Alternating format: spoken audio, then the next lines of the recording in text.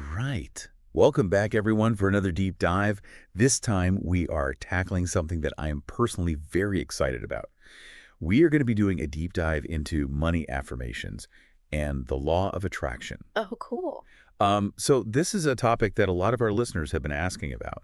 We've got a ton of requests to cover this. Yeah. And, I think it's because so many of us are looking for ways to improve our financial well-being and create more abundance in our lives. Definitely. And the law of attraction, it offers, this really intriguing approach to achieving those goals. Hmm.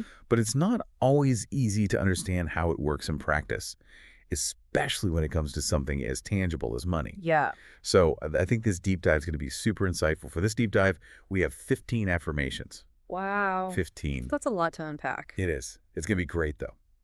And they all focus on attracting wealth and prosperity. All right, let's get into it. Let's dive right in. Okay, so the first affirmation on our list is, money flows to me easily and effortlessly every day. Just reading that out loud, I can already feel a shift in my energy. Like, can you imagine? Yeah. Money just flowing to you, no stress, no struggle. It's a powerful statement for sure, and it really highlights a key principle of the law of attraction, which is the importance of belief. Right. When you truly believe that something is possible, you start to align yourself with that reality. So even if you don't have a lot of money right now, if you can shift your mindset to believe that abundance is possible, you're already starting to attract it. Exactly. It's like setting an intention. Mm-hmm. And that's where affirmations come in. Okay, so how do affirmations tie into this? By repeating these positive statements, these affirmations, you're essentially reprogramming your subconscious mind to believe in the possibility of wealth. Interesting. It's like planting seeds of abundance in your mind, and over time, those seeds can grow into real, tangible results. So we're not just talking about wishful thinking here. We're talking about actively shaping our beliefs Yeah. and creating a new reality. Absolutely. Okay, so let's look at another affirmation. This one says, I am a money magnet and abundance flows to me naturally. This one is full of imagery. Like I can almost visualize myself with a giant magnet pulling money towards me from all directions. Uh-huh. I love that. And that visualization is so important because it really helps to solidify that belief. Right. It's not enough to just say the words. You have to feel them. You have to see them in your mind's eye. And feel that pull. Yes. And that's where that imagery comes in. It makes it real, Okay. So we've talked about belief, we talked about visualization. Is there anything else that's important when it comes to using these affirmations effectively? Consistency. It's not a one-time thing. Right. You have to make it a habit to repeat these affirmations regularly. Some people like to do it first thing in the morning, others prefer to do it before bed. Find what works for you and stick with it.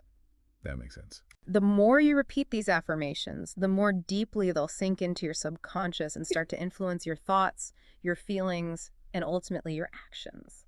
Okay, that's really helpful. So it's not just about like chanting these affirmations a million times and hoping for the best. No. It's about integrating them into your daily routine and making them a part of your mindset. Exactly. Okay, I want to jump to another affirmation that really stood out to me. It says, I release all limiting beliefs about money and embrace wealth with ease. Ooh, that's a good one. This one really resonates because I think so many of us have these deep-seated beliefs about money that hold us back. Yeah. Like, we might believe that money is hard to come by, or that we're not worthy of wealth, or that rich people are greedy. Mm. And those beliefs, they can really sabotage our efforts to create financial abundance. They really can. And that's why it's so important to identify and release those limiting beliefs, because they're often based on, past experiences or societal conditioning. Right. But they don't have to define our financial future. Okay, so how do we actually go about releasing these limiting beliefs? I mean, it's one thing to say, I release them, but how do we actually make that happen? Well, first, you have to become aware of them.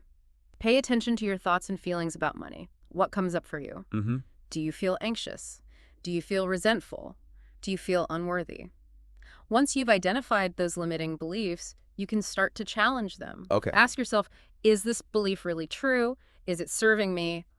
Or is it just holding me back? Excellent. Then you can start to replace those limiting beliefs with more empowering ones. And that's where affirmations can be really helpful. Oh, okay, I see. By repeating affirmations like, I'm worthy of wealth, or money comes to me easily and effortlessly, You're starting to rewire your brain to believe in a different reality. So it's like a process of unlearning those old beliefs and replacing them with new, more positive ones. Exactly. It's like decluttering your mind, Yeah. getting rid of all the mental junk that's weighing you down and making space for new, more abundant thoughts and beliefs. I love that analogy. It's like recondoing our minds for financial success. Exactly. All right, let's keep going. There's another affirmation here that I think is really important. It says, I am grateful for the wealth I already have and the abundance on its way. Gratitude. Yes, gratitude. This is a theme that comes up again and again in these affirmations, and for good reason. It's so essential. It's like the secret sauce of the law of attraction. Right.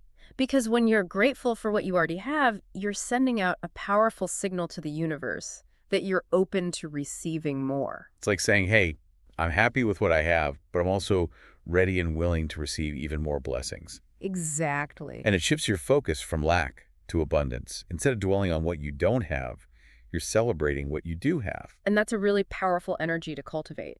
Because when you're in that state of gratitude, you're more likely to attract even more things to be grateful for. It's like a positive feedback loop. Exactly. Gratitude attracts abundance, and abundance inspires even more gratitude. It's a beautiful cycle. Okay, so how can we practically incorporate more gratitude into our lives, especially when it comes to money?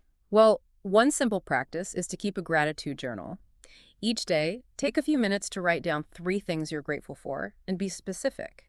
Instead of just saying, I'm grateful for my job, you could say, I'm grateful for the challenging projects at my job that allow me to grow and learn new skills. Okay, so be detailed. Yes. Another way to cultivate gratitude is to simply pay attention to the good things in your life, no matter how small they may seem.